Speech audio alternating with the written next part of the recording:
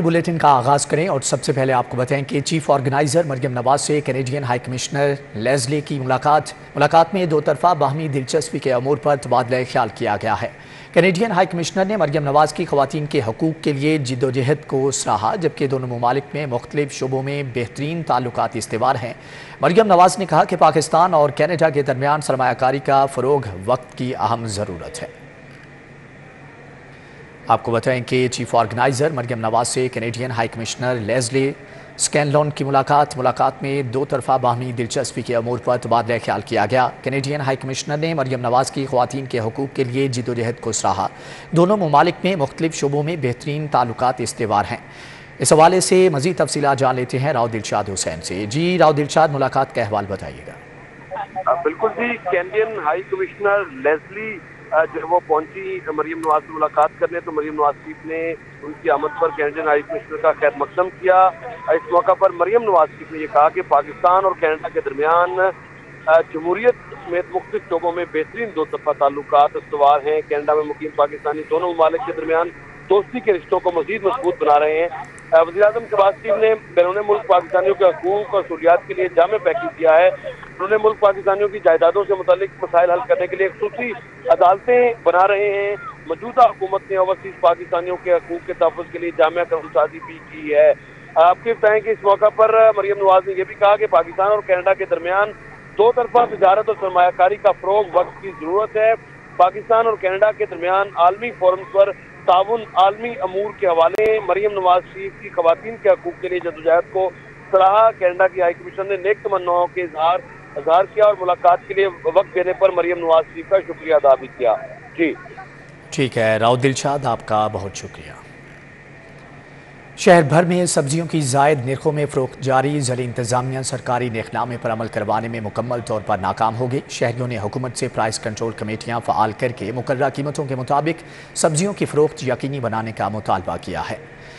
शहर में गिरां फरोशी अपने अरूज पर है। गिरां फरोशों को काबू न करने पर शहरी ज़िला इंतज़ामिया पर बरहम है। आलू का सरकारी रेट 75 रुपये है, लेकिन 90 रुपये किलो में फ़रोख्त किया जा रहा है। इसी तरह प्याज 57 की बजाय 80, टमाटर 125 की बजाय 140, लहसुन 360 की बजाय 400 रुपये किलो में फ़रोख्त हो रहा है। अदरक 900 की बजाय 1000 रुपये किलो, खीरा 100 की बजाय 120, भिंडी 120 की बजाय 140 रुपये किलो में बेची जा रही है। इसके अलावा दुकानदार बाकी सब्जियों के भी जायद नर्ख वसूल कर रहे हैं। शहरियों ने महंगी सब्जियां बेचने वाले दुकानदारों के खिलाफ कार्रवाई का मुतालबा किया है। सब्जी लेने के लिए चले जाएं, 200-250 से नीचे सब्जी बिल्कुल नहीं दे रहे। गरीब आदमी क्या करेगा बताएं? वो ये सब्जी खाएगा, रोटियां पकाएगा, बिजली का बिल देगा, क्या करेगा? अब ये टमाटर मैंने अभी लिए हैं, अभी की बात है, 40 रुपए के पाव टमाटर दिए उसने। कोई सब्जी का रेट पूछ लो इनसे, 200-250 से नीचे सब्जी का रेट ही कोई नहीं है। अब गरीब आदमी जाए तो जाए कहाँ? निगरान वज़ीर आला पंजाब मोहसिन नकवी के दौरे उज़्बेकिस्तान के दौरान ज़रई शोबे की तरक्की के लिए अहम मुआहदे हुए। सूबाई वज़रा आमिर मीर और एसएम तनवीर की प्रेस कॉन्फ्रेंस। निगरान वज़ीर इत्तलात व बल्दियात आमिर मीर और निगरान वज़ीर सनअत व तिजारत एसएम तनवीर ने DGPR में प्रेस कॉन्फ्रेंस की। आमिर मीर ने कहा, वज़ीर आला मोहसिन नकवी की क़यादत में वफ़द ने उज़्बेकिस्तान का 3 रोज़ा दौरा किया। उज़्बेकिस्तान में पंजाब की निस्बत कपास की फ़ी एकड़ 3 गुना ज़्यादा पैदावार होती है। वफ़द इस मॉडल का जायजा लेने गया था। इस दौरान बाहमी ताउन के मुतादिद मुआहदे हुए हैं, जिनके पंजाब की ज़राअत पर मुस्बत असरात मुरतब होंगे। एग्रीकल्चर के मिनिस्टर्स, गवर्नर्स, इंडस्ट्रियलिस्ट और इसके अलावा जो और वहाँ के अहम लोग थे, उनके साथ मुलाकातें हुई। चीफ मिनिस्टर ने ख़ुद डेलीगेशन के साथ जाकर, वहाँ पर एक सिस्टम चलता है क्लस्टर का, जिसमें एक साइड पे आपकी फसल चल रही है, लगी हुई है, दूसरी साइड पे फिर फैक्ट्रीज लगी होती हैं, जहाँ पे वो मुख्तलिफ लिबास जो है उनकी सूरत इख्तियार करती है। तो उस मॉडल को स्टडी करने गए थे। एसएम तनवीर ने कहा, ज़राअत के जरिए मईशत की बहाली के फैसले पर अमल करना शुरू कर दिया है। गुज़श्ता बरस पंजाब में कपास की 3.2 मिलियन गांठें हासिल हुई। इस बरस 8.5 मिलियन गांठें हासिल होंगी। चीन की ज़रई तहकीक से भी इस्तेफादा किया जाएगा। वफ़द चीन के मॉडल का भी जायजा लेने के लिए अगले माह चीन जाएगा। इस साल 15 लाख एकड़ रकबे पर किनोला और सरसों लगाया जाएगा। गुज़श्ता साल 8 से 9 लाख एकड़ रकबे पर پر یہ فصل کاشت ہوتی تھی۔ آئندہ سال گندم کی 40 من فی ایکڑ پیداوار حاصل کرنے کا ہدف مقرر کیا ہے۔ جانے کا مین مقصد تھا کہ جو ہمارے لاسٹ ایئر جو ہماری کاٹن کراپ آئی ہے وہ 10 من پر ایکڑ اتری ہے، بٹ ہم اپنی ییلڈ جو سمجھتے ہیں لاسٹ ایئر سیلاب بھی آ گیا اور کچھ توجہ نہیں دی گئی، ہم 20 من کو اپنے آپ کو سمجھتے ہیں کہ 20 من کی ہماری ییلڈ آتی ہے پنجاب میں، وہاں پر ایکڑ وہاں پر 40 سے 45 من پر ایکڑ ییلڈ آ رہی ہے۔ تو اس کو ریسرچ کے لیے گئے اور جا کر ہمارے کو سمجھ آئی کہ وہاں پر وہ کیا کر رہے ہیں اور کس طرح سے آگے لے کے چل رہے ہیں۔ صوبائی وزیر کا کہنا ہے کہ وزیر اعلیٰ زراعت کے شعبے پر خصوصی توجہ دے رہے ہیں۔ اس سلسلے میں مختلف منصوبوں پر عمل درآمد جاری ہے۔ کیمرہ مین خالد ملک کے ساتھ Hassan Ali, city fast show. L D A نے جوہر ٹاؤن اور ملحقہ پرائیویٹ اسکیموں میں غیر قانونی تعمیرات کے خلاف آپریشن کیا۔ مختلف علاقوں میں متعدد املاک کو سربہ مہر کر دیا گیا ہے۔ D G L D A کی ہدایت پر غیر قانونی تعمیرات اور کمرشلائزیشن کے خلاف ایل ڈی اے ٹیموں کی کارروائی جاری ہے، جبکہ سنی پارک میں واقع غیر قانونی کمرشل پلازا جزوی طور پر مسمار کر دیا گیا ہے۔ پلاٹ نمبر 323 اقبال ایونیو سے متصل غیر قانونی کمرشل تعمیرات، جعفر ٹاؤن میں غیر قانونی commercial hall, B block architect society میں غیر قانونی دکانیں مسمار کر دی گئیں۔ ڈرائیو ان روڈ پر ایل ڈی اے ایونیو 1 چوک کے قریب غیر قانونی تعمیرات، عبدالستاریدی روڈ پر غیر قانونی کمرشل تعمیرات بھی مسمار کی گئی ہیں۔ کمشنر لاہور محمد علی رندھاوا کی زیر صدارت غیر قانونی تعمیرات پر ایم سی ایل اور ایل ڈی اے کا اجلاس 1 جولائی سے اب تک 406 غیر قانونی تعمیرات میں سے 112 کو مسمار کر دیا گیا ہے۔ اجلاس سے خطاب میں کمشنر لاہور کا کہنا تھا کہ غیر قانونی تعمیرات و بغیر اجازت کمرشلائزیشن نے شہر کا حلیہ بگاڑ دیا ہے۔ انہوں نے پورے شہر کے لیے ایم سی ایل اور ایل ڈی اے کی مشترکہ ٹیمیں تشکیل دینے کی ہدایت کی۔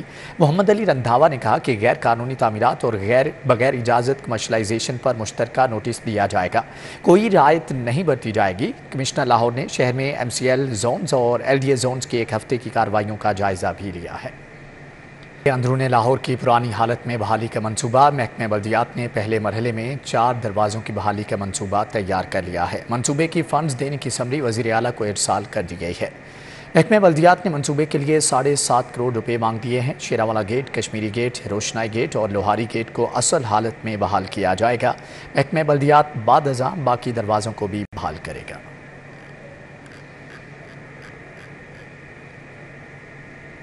وزیر اعلیٰ پنجاب کی ہدایت پر محکمہ زراعت فعال ہو گیا۔ سیکریٹری زراعت پنجاب افتخار علی سہو کی زیر صدارت اجلاس، کپاس کی بہتر نگہداشت سے متعلق جائزہ لیا گیا۔ اجلاس میں ایڈیشنل سیکریٹری زراعت task force Punjab Shabbir Ahmad Khan, director general زراعت توسیع doctor Anjum Ali, director general pest warning Rana Faqir Ahmad اور ڈائریکٹر جنرل زراعت کراپ رپورٹنگ عبدالقیوم سمیت دیگر افسران نے شرکت کی۔ ڈویژنل ڈائریکٹرز بھی ویڈیو لنک کے ذریعے شریک ہوئے۔ سیکریٹری زراعت نے کہا کہ کپاس کے پیداواری ہدف کے حصول میں کوتاہی برداشت نہیں کی جائے گی۔ کپاس کی پیداوار کے لیے روامہ خاص طور پر اہم ہے۔ افتخار علی سہو کا کہنا تھا کہ تمام ڈویژنل ڈائریکٹرز فیلڈ وزٹ میں اضافہ کریں۔ کپاس کے رپورٹ ہونے والے ہاٹ سپاٹ ایریا میں کیڑوں کے کنٹرول کے لیے فوری سپرے کیا جائے۔ کپاس کے ضرر رساں کیڑوں کے کنٹرول کے لیے زرعی ادویات کی دستیابی یقینی بنائی جائے۔ انہوں نے کہا کہ زراعت توسیع کا عملہ کھیتوں میں کاشتکاروں کے شانہ بشانہ شریک ہو۔ زراعت توسیع کا عملہ سوائے فیلڈ سرگرمیوں کے کسی اور ڈیوٹی کو سر انجام نہیں دے گا۔